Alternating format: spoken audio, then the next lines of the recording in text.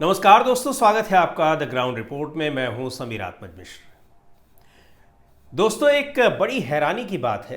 कई महत्वपूर्ण मसले हैं, लेकिन जब देश की संप्रभुता के साथ कोई खिलवाड़ करता है, देश की संप्रभुता पर हमला बोलता है, वो चाहे किसी के प्रति व्यक्तिगत खुन्नस निकाल रहा हो, चाहे किसी कोई और भी मकसद उसका हो, लेकिन जब देश की बात आती है तो बड़ी परेशान करने वाली होती है देश के सभी नागरिकों को।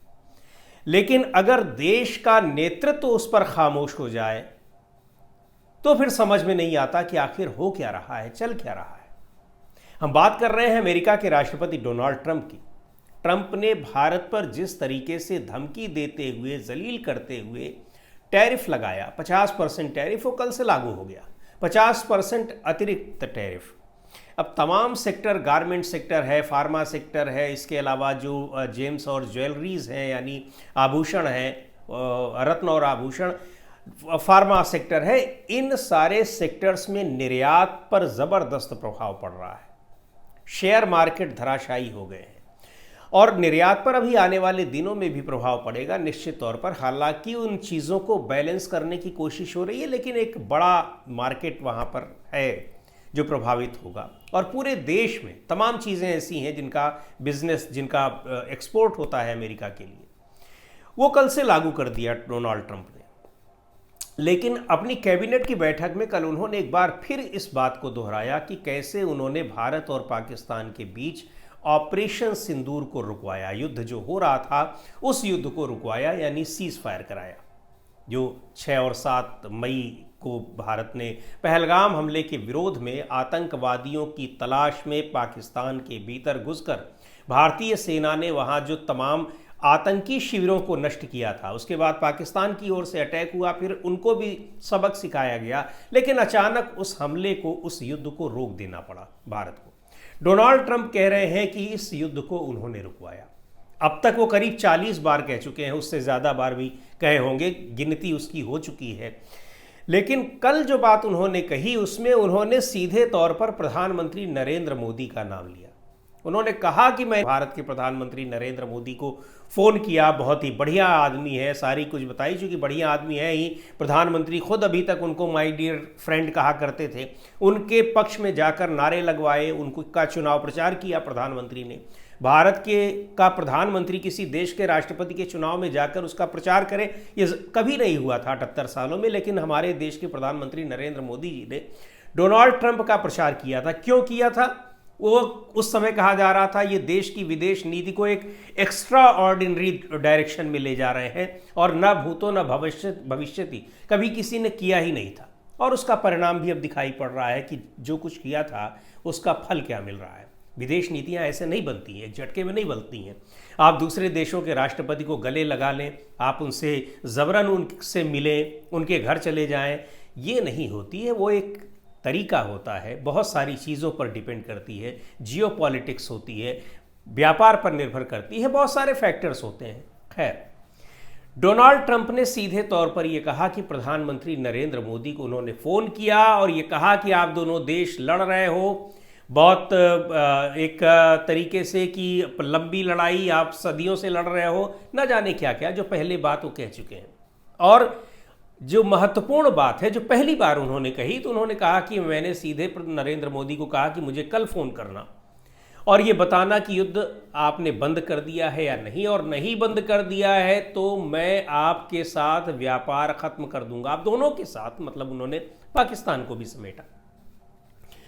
और 24 घंटे की आपको मोहलत दे रहा हूं। 24 घंटे में अगर आप मुझे जवाब नहीं देते हैं तो फिर कोई हमारे साथ आपका ट्रेड नहीं होगा, ट्रेड डील जो हमारी चल रही है वो नहीं होगी। और टैरिफ तो हम इतना आपके ऊपर लाद देंगे कि आप परेशान हो जाएंगे, सोच भी नहीं सकते हैं, कल्पना से परे। इस तरह की उन्होंने धमकी दी। और फिर आगे वो क्या कहते हैं?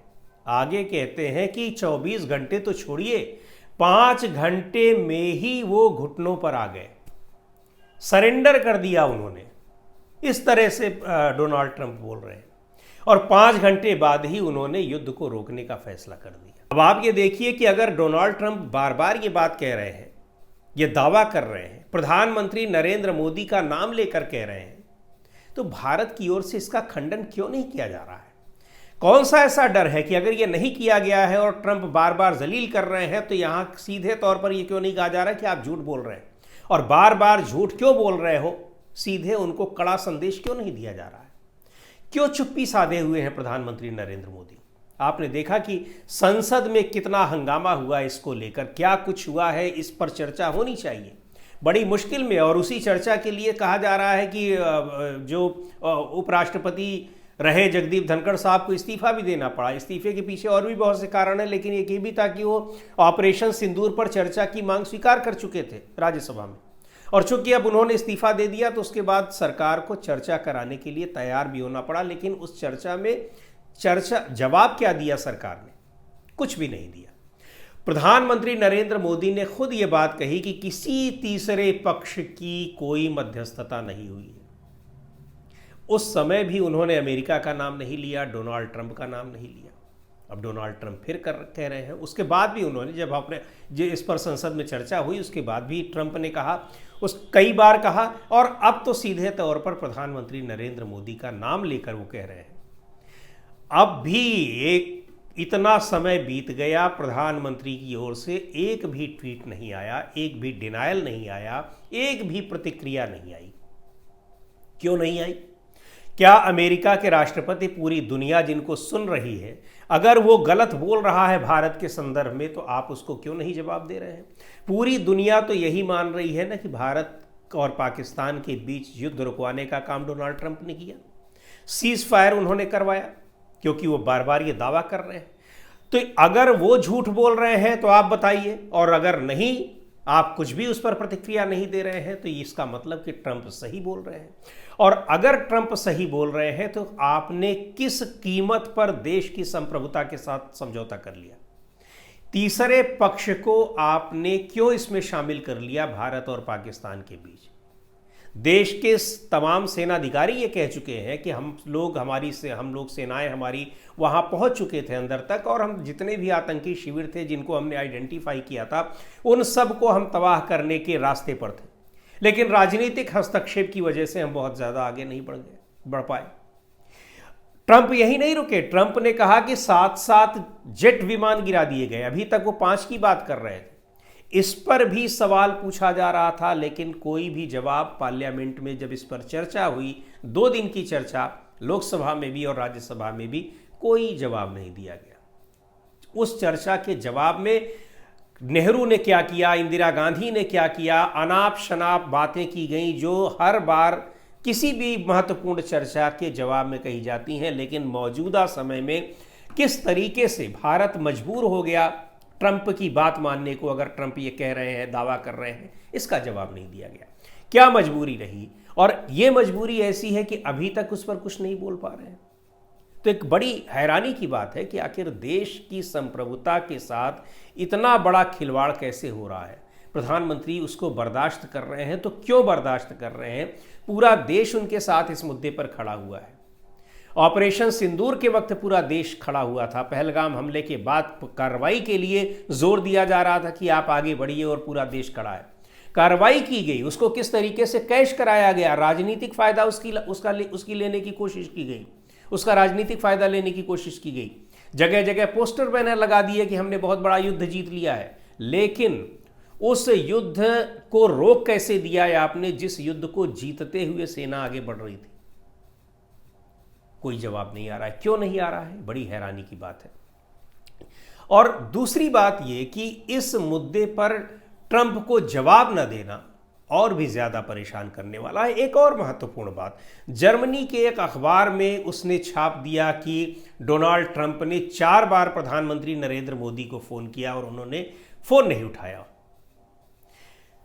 पता नहीं उस अखबार को कहां से खबर लगी है। सूत्रों के आधार पर न तो अमेरिका की तरफ से उसकी कोई पुष्टि हुई है और न ही भारत की तरफ से उसकी कोई पुष्टि हुई है। और आपको याद होगा, इस तरह की खबरें जगह जगह से चला दी जाती हैं। ऑपरेशन सिंदूर पर भी तमाम खबरें चला दी गई कि प्रधानमंत्री ने फोन करके डोनाल्ड ट्रंप को बुरी तरीके से डांटा। प्रधानमंत्री का तो कोई फोन नहीं आया। न ही ट्रंप ने कहा कि हमको बड़ी फटकार लगाई है प्रधानमंत्री नरेंद्र मोदी ने।